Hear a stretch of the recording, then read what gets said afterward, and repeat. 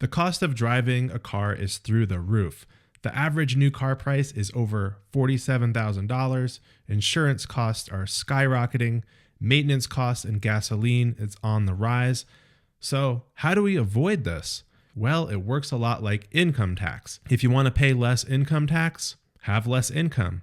If you want to pay less on auto costs, do less driving. The best way to do this is to go Car-Lite. And in this video, I'll explain how to go Car-Lite in America. Car-Lite means leaving the car home more often and going down from 3 cars to 2 cars, or 2 cars to 1 car, or even car-free if you're so inclined. My household has only had 1 car at a time for the last 15 years, and we've survived.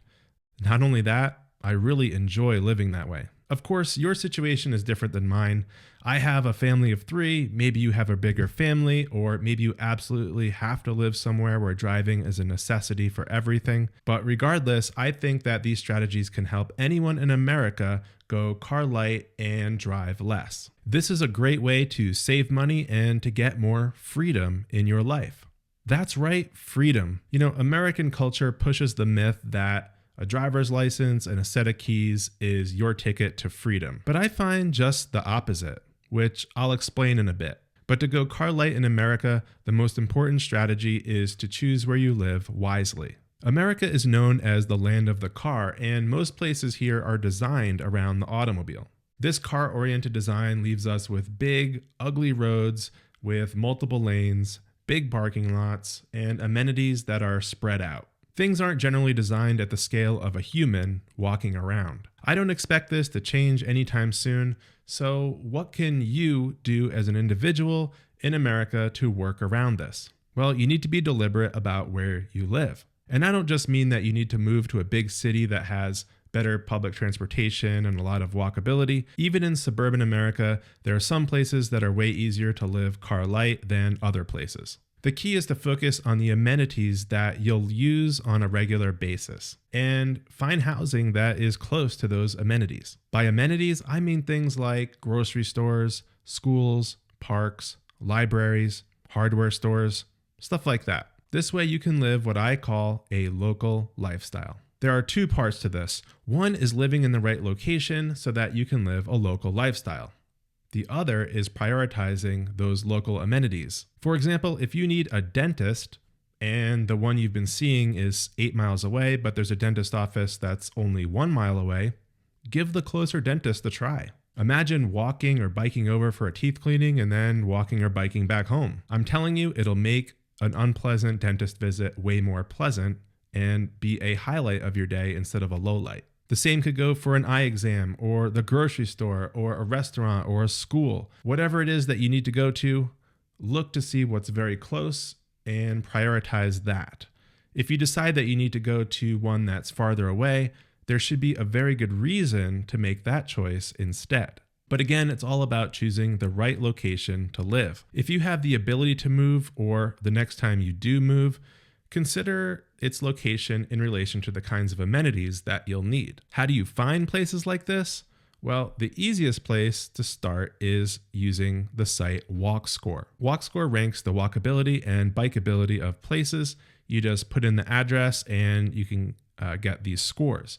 You can also put in your current address and see your current walk score, transit score, and bike score, which is just really interesting to look at. These scores are based on how easy it is to accomplish daily errands by bike or on foot, and walk score can help you find great places to live Car-Lite. But I find that walk score is not always completely accurate, and you may weigh things differently than walk score does. For example, if you live in walking distance of only one store, but it happens to be a Walmart or a Target that sells just about everything, well, that might make it easier to go Car-Lite in that location. Or you might value other amenities like proximity to a good school or parks more highly than someone else. I find, though, that to really get the lay of the land and to look for amenities that are important to you, you really need to get in there and use Google Maps. Google Maps works great because you can zoom in from above and look at a bunch of different areas quickly, and you can search for specific nearby amenities or just see them pop up as you move the map around. And if an area looks promising, well, then you can use Street View to see what it actually looks like from the ground level. This helps you see those important details to determine if a location is truly walkable or bikeable or not. I find this strategy useful even when searching for a hotel when I'm going on a trip, but it's especially useful and important when you're searching for a place to live. The next strategy is to take advantage of what America is really good at, and that is delivery services. That's right, let someone else drive around. In most places in America, there are multiple services to get groceries delivered. You've got things like Instant Cart, and even the individual grocery stores like Whole Foods, Safeway, Kroger will often offer delivery services. You can get pretty much anything else you need through Amazon, Walmart delivery, all these services out there to get things that you need delivered to your home without having to get in the car at all. Order on your phone or your computer, and these things magically just show up at your doorstep. Now, I'm a big fan of using active transportation like walking or biking to get around and get what I need whenever possible, but sometimes there just isn't the time or the weather's too terrible, and it's great to have these other options available to you to have things delivered. I mean, what more really do you need to avoid unnecessary trips in the car? The next strategy is to get an e-bike. Yeah, I'm going to skip right over regular bikes and go to e-bikes. Now, regular bikes are great, don't get me wrong, and if you're lucky enough to live in a really, really walkable area where everything's right around you, then a regular bike is probably perfect to get everything that you need. But for most people, I think an e-bike is where it's at. Because they're faster, they require so much less effort, and they greatly expand the radius of what is local to you. And e-bikes can be reasonably priced, not much more than a decent regular bike in a lot of cases. I've got 2 e-bikes myself, along with some regular bikes in the garage. It's a lot of bikes out there, but I've got the room to have them out there because we only have the one car in the garage. So let's head out to my garage right now and take a look at my e-bikes and how I use them to replace car trips. All right, as we step out into the garage, I want to show you this first e-bike that I got. This is from a company called Rad Power Bikes, and this is their Rad Wagon 4. It's a cargo bike. I've added some accessories to it.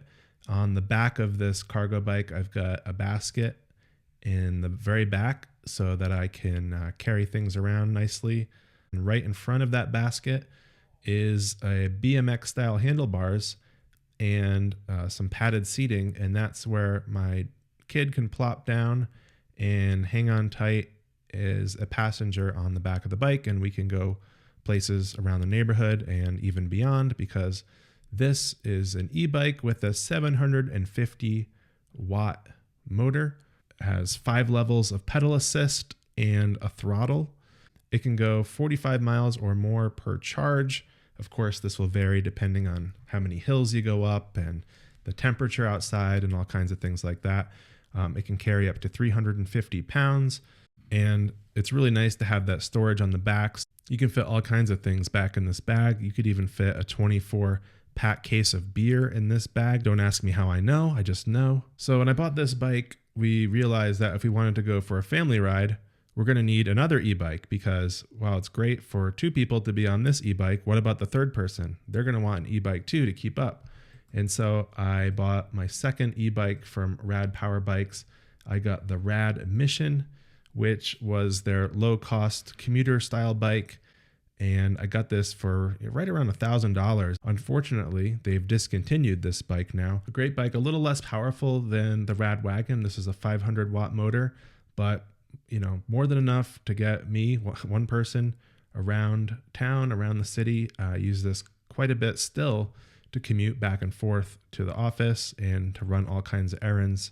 Of course, I also have regular bikes. I used to use this regular bike to commute back and forth 4 miles back and forth each way to work 5 days a week. I did that for years. And so when I finally got an e-bike, it was like, I just felt like Superman. I was like, I could go forever on this thing. So even though my commute is longer now, about double what it was, so I'm about 8 miles one direction, I only go in 1 day a week, and this bike is more than enough to get me there and back. And of course, my wife has her regular bike too, and my kid has a regular bike too. To get started riding an e-bike, lights and fenders are very helpful. And of course, you'll need a good lock for each bike that you have, and you'll need something to carry things in on your e-bike, like a backpack or a basket, of course, so that you can actually run errands with your bike. All right, another strategy is to get familiar with your nearby transportation options. The first one that comes to mind is public transportation, but this is tough in America. And unless you live in a big city, the public transportation systems are not good here. You typically get infrequent and unreliable service. That is, if you're lucky enough to have public transportation at all. I find that I use our spotty public transportation infrequently. If the weather's especially bad and I need to get somewhere, it could be an option. Sometimes it's nice to take the train downtown, but for me, I'm turning to my e-bike most of the time, way more often than I'm turning to public transportation. The other transportation option that most people in America have access to is Uber and Lyft. Yeah, these rideshare services are very handy. I keep the Uber app on my phone at all times, ready to use, and although I only use it probably a handful of times each year, it's really nice to know it's there when needed. But what about bigger trips? What about those times when you want to get out of town or you need to go somewhere farther away for some reason?